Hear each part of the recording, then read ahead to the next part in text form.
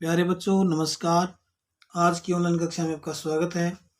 आज हम पढ़ने वाले हैं अपठित गद्यांश में से जो प्रश्न उत्तर छांटने आते हैं उनके बारे में।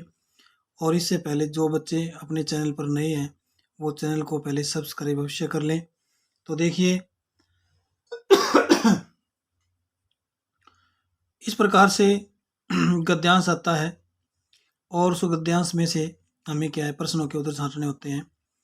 और ये गद्यांश 10 अंक का होता है। जो प्रश्न छांटने होते हैं वो 10 नंबर के आते हैं और उसमें से 2 प्रश्न या कई बार 3 प्रश्न भी व्याकरण संबंधित भी पूछ लेते हैं कि इसमें से जिस प्रकार इसमें पूछे गए हैं आपको जो है करेंगे तब आपके समझ में आएंगे। लगभग आपको जो प्रश्नों के सीधे जो उत्तर आते हैं गद्यांश में वो तो आपको जो है आ ही रहे होते हैं। जैसे मैं बताऊंगा। तो सबसे पहले हम देखिए गद्यांश को पढ़ते हैं। तो इस प्रकार से आप छांटना जो हो प्रश्न के उत्तर छांटने हो तब आप सबसे पहले उस गद्यांश को एक बार पढ़ लीजिए। लगभग उसकी जो है जो भाषा होगी वो सरल रहेगी। आपके जो है उसकी समझ में हिंदी भी आ जाएगी कि इसमें जो है क्या बताया गया है। जिस प्रकार से ये देखिए, भारत देशस्य उत्तर दिशि पर्वतराज हिमालय तिष्ठति। भारत देश के उत्तर दिशा में पर्वतराज हिमालय है।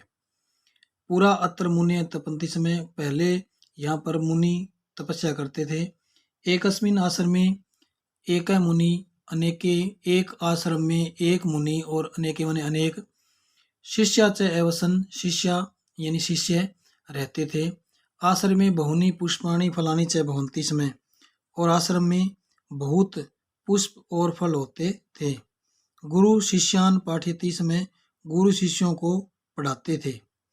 शिष्य गुरु आश्रम से, शिष्य गुरु और आश्रम की जो है सेवाम एकुर्वन, सेवा करते थे। यह गद्यांश है छोटा सा। हिमालय पर्वत पर कौन रहते थे? तब मुनि रहते थे, आश्रम में रहते थे, उनके शिष्य होते थे, वो ऐसे होते थे। इस प्रकार से इसमें वर्णन किया गया है। तो प्रश्न इस गद्यांश में से पहला पूछा गया है हमें कि गद्यांश द्वे अव्यय पदे जो है अव्यय पदे चित्वा लिखत। 2 अव्यय पद इसमें पद्यांश में से चुन करके लिखने हैं। तो इससे पहले हमें जो है अव्ययों का पता होना चाहिए कि अव्यय होते क्या हैं।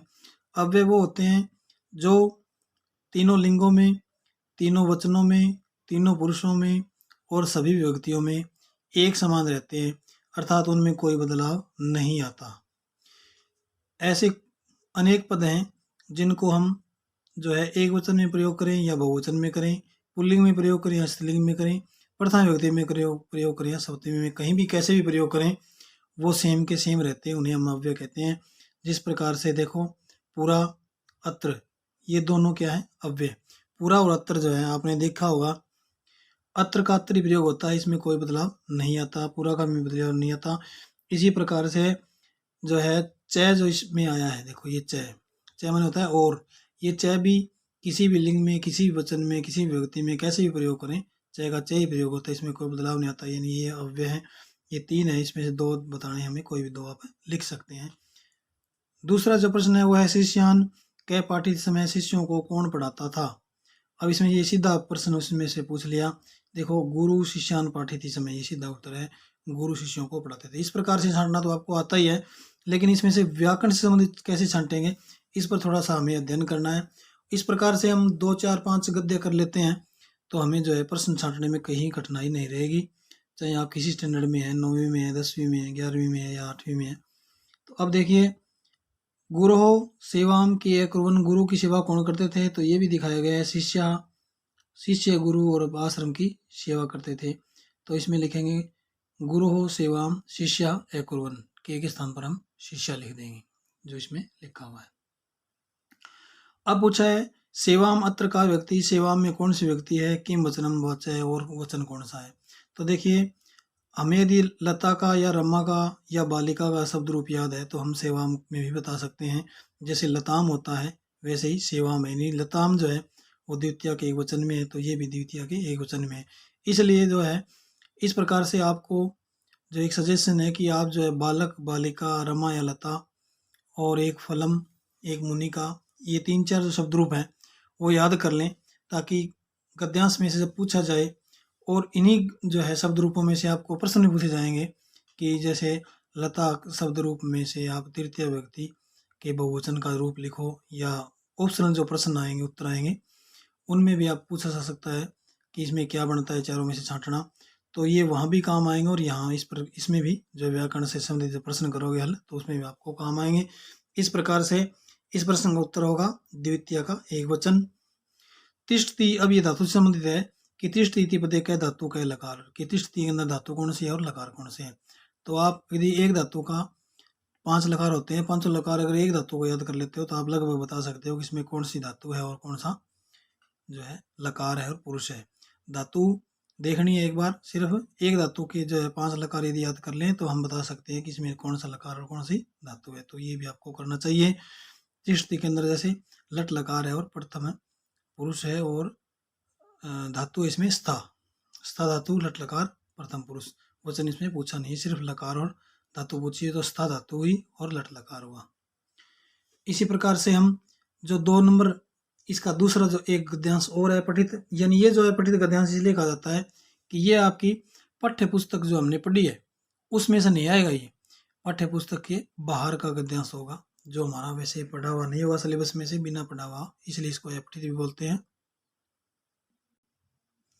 तो देखिए दूसरा जो गद्यांश है वो क्या है कि संस्कृत पुरा भारतीय नाम लोकप्रिय जनभाषा आसीत। संस्कृत पहले भारतीयों की लोकप्रिय और जनभाषा थी। रामायण और महाभारत काल में संस्कृतम एवं जनभाषा, संस्कृत ही जनभाषा रूपेण प्रचलिता रूप में चलती थी। वाल्मीकि रामायणे इमाम भाषा मानुषीति नामना निर्दिष्टि। वाल्मीकि जी ने रामायण में इस भाषा को मानुषी के नाम से निर्देशित किया है या बताया है। संस्कृतम एवं आधुनिक प्रांतीय भाषा नाम, संस्कृत ही आधुनिक प्रांतीय भाषाओं की जननी अस्ति, माने जननी है, माँ है, पैदा करने वाली है। सर्वासु प्रांतीय भाषासु, सभी प्रांतीय भाषाओं में, प्रतिशतकम षष्ठी की प्रत्येक 100 शब्दों में से षष्ठी शब्दानी 60 शब्द संस्कृत भाषा एवं संधि संस्कृत भाषा से लिए गए हैं।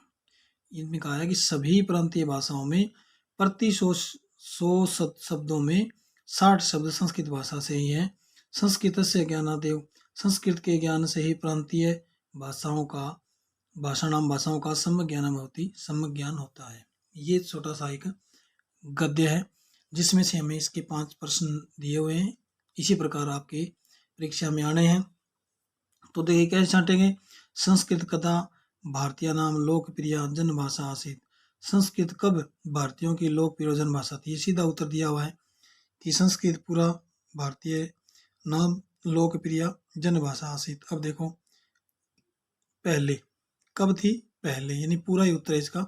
तो ये लाइन सिद्धि की जो वाक्य है ये आप लिख सकते हो। अब 2 नंबर प्रश्न में पूछा है संस्कृत के साम जननी अस्ति, संस्कृत किसकी जननी है। तो ये भी इसमें स्पष्ट रूप से आया है कि संस्कृत एवं आधुनिक प्रांतीय भाषा नाम जननी अस्ति, ये उत्तर इसका हो जाएगा। कस्मिन ग्रंथे संस्कृत भाषा मानुषीति कथितम, किस ग्रंथ में संस्कृत भाषा को मानुषी कहा गया है। तो देखो रामायणे इमाम भाषा मानुषीम इति नामना दिशिता।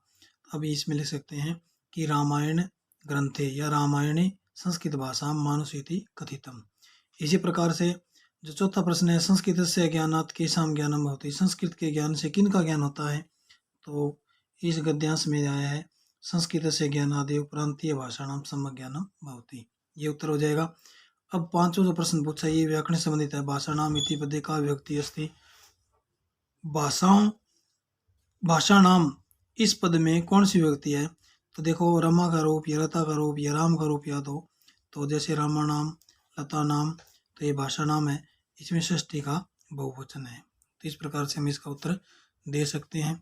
इस प्रकार से यदि हम हल करते हैं और ये चीज़ें याद कर लेते हैं तो ये मान लीजिए 10 नंबर आपके आ जाएंगे इसमें, और 10 नंबर का ये गद्यांश आता है।